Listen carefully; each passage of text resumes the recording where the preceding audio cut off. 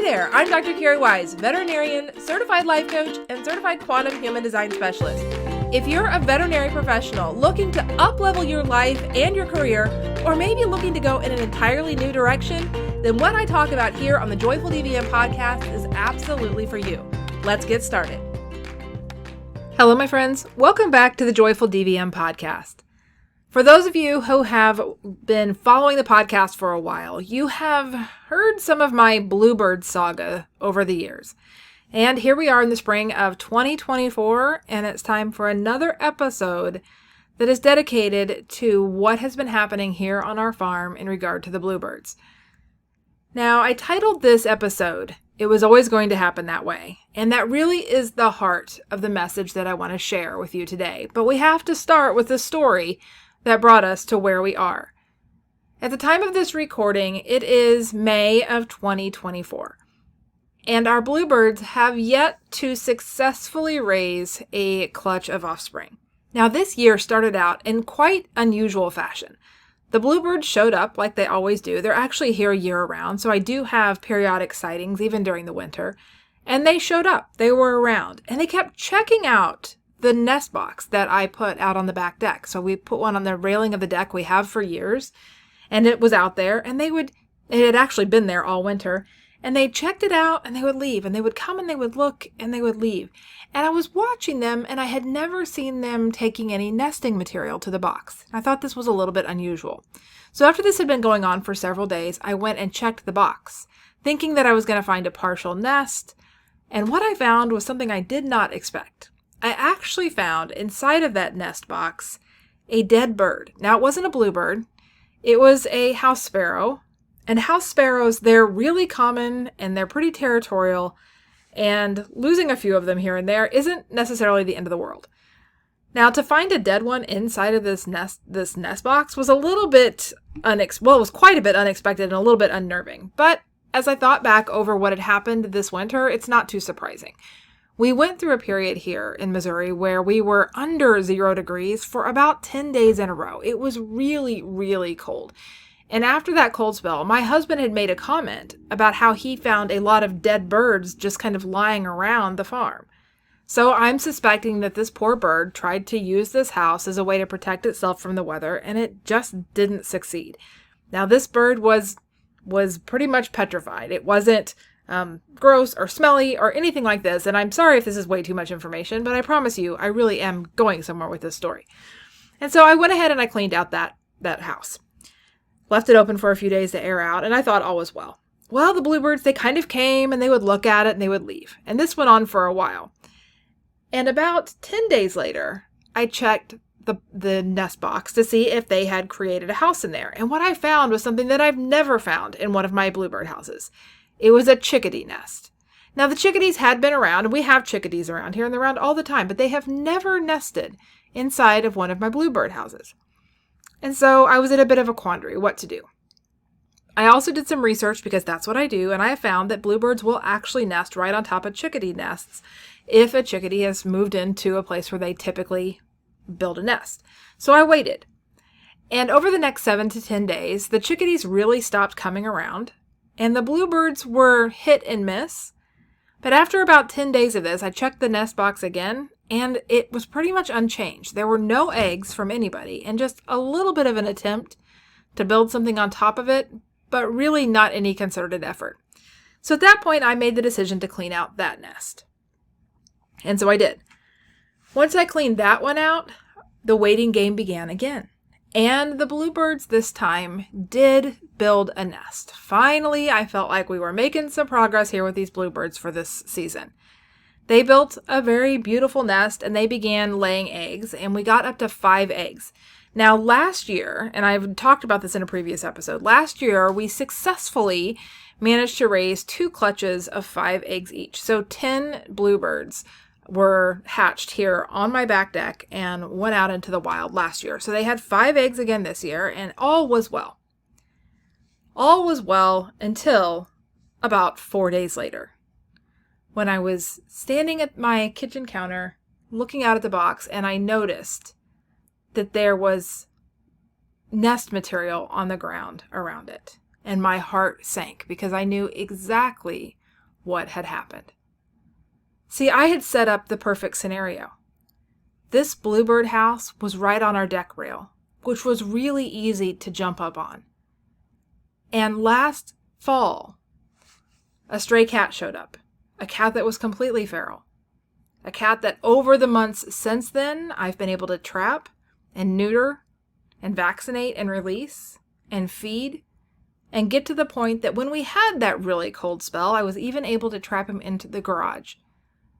And during that time, built up some trust. Trust that has had him hanging around, having me feeding him every day. Now to the point that he'll climb up in my lap and let me pet him. And he's gotten so comfortable that I didn't even consider how much time he was spending on the back deck. And so yeah, it was him that reached right into the Bluebird house, pulling out nest material, breaking eggs. There were even feathers on the deck. My heart sank. What had I done? Automatically, I went to self-blame, like so many of us do. And I was torn, because here are two things that I really value. I really value these Bluebirds. I spend a lot of time trying to make sure that they have everything they need to be able to do what they do every year. And I really value this silly cat that I've spent so much time earning his trust and taking care of him, even though he is still pretty darn feral. And now these two things are just being what they are, a bird and a cat, and doing what they do, nesting and attacking. And I'm sitting here feeling terrible that any of it has happened. So what did I do? Well, I went out. I cleaned out the house. I saw the feathers on the deck, and I just prayed that the bird wasn't dead. And about 30 minutes later, I saw both of the adult birds in the tree. They came over to the nest. They just kind of looked around. And I thought, okay, well, at least they are still there. But what am I going to do about the cat? Now, I knew for sure and for certain that it was this cat. It was the cat that I've named Jet that did this. We have security cameras. I was able to go back to the camera, see him sitting, looking up at the box, see him on the rail. So I knew that it was him. But what was I going to do? It wasn't like I was going to trap him and keep him away. That wasn't the solution. Was I going to just set the Bluebirds up for failure again? So I went into this overdrive of what am I going to do next? And you guys know that I have been in this situation before if you've listened to any of the previous Bluebird stories here on the podcast. When I say been in this situation, that I've been in a situation where I have been in solution mode. I have to fix this. What can I do to keep this from happening again? And so back to the research, I did find some things that we could connect to the house so that would make it more difficult for the cat to reach in. I also repositioned it so that it was facing outward and not facing the deck rail, so he couldn't just sit there and reach in like I had done before. And I did get my summer planters put up on the deck as well, one on each side of the birdhouse like I always do, which makes the space a little bit smaller. That was really the best that I could do. And since doing that, the birds have since built another nest, and they're in the process of trying again. You have to love their resilience, because even though that they were attacked by a predator, they are going to try again. Even though somebody else was in their house to begin with, they tried again. They just keep doing what they're here to do. And it's such a beautiful reminder for all of us that even when life throws us curveballs, that doesn't diminish our purpose. That doesn't mean that we're supposed to stop trying. Yet oftentimes that's exactly what we do. And in this situation where I was feeling so torn between two things that I love so much, that I have genuinely been putting true effort from a very good place to try to support, and to see these things collide in such a tragic fashion, I was really finding it very hard to find any comfort in any of that.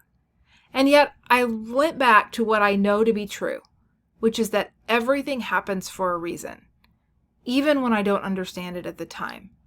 And as I considered that, I remembered it was always going to happen this way. I just didn't know it at the time. This one simple sentence it was always going to happen this way, I just didn't know it at the time, brings so much relief for me.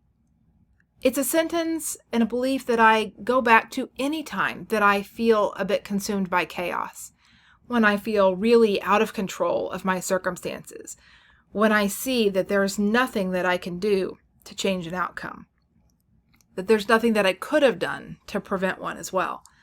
When I go back to that truth, it was always going to happen this way. That really does bring me peace, because I remember that what's going on here is so much bigger than me.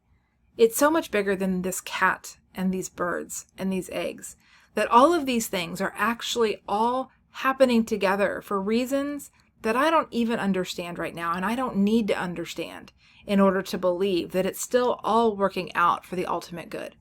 And I do believe that. I believe that no matter what is happening in my life or in the world, that ultimately it is all working out for our good.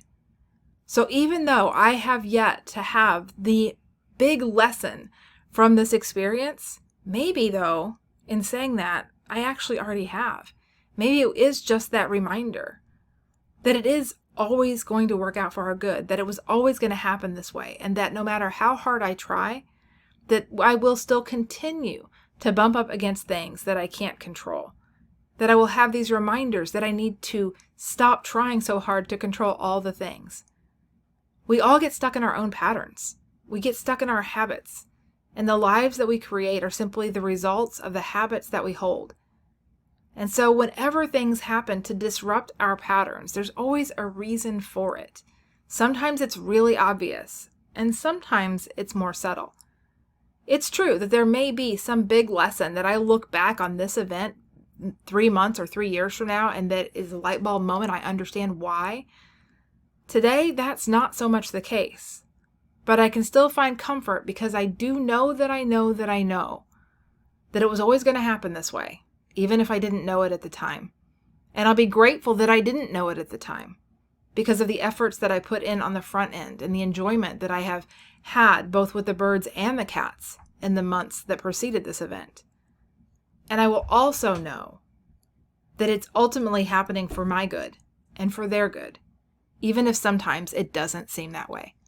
So my friends, as you bump up against the unexpected in the coming weeks, as you face challenges that seem to see things that you value, things that you love, colliding in a way that you never anticipated, I want you to remember too, that it's still all ultimately happening for everyone's good. And that these crazy things that happen, these things that we might tell ourselves in the moment that we should have done something to prevent, just take a nice deep breath and sit in the belief that it was always going to happen this way. You just didn't know it at the time. And it's not a problem that it did, because eventually it's all going to unfold perfectly. It's all going to make sense, and you're going to end up exactly where you're supposed to be. All right, my friends, that's going to wrap it up for this week. I'll see you soon. Bye for now.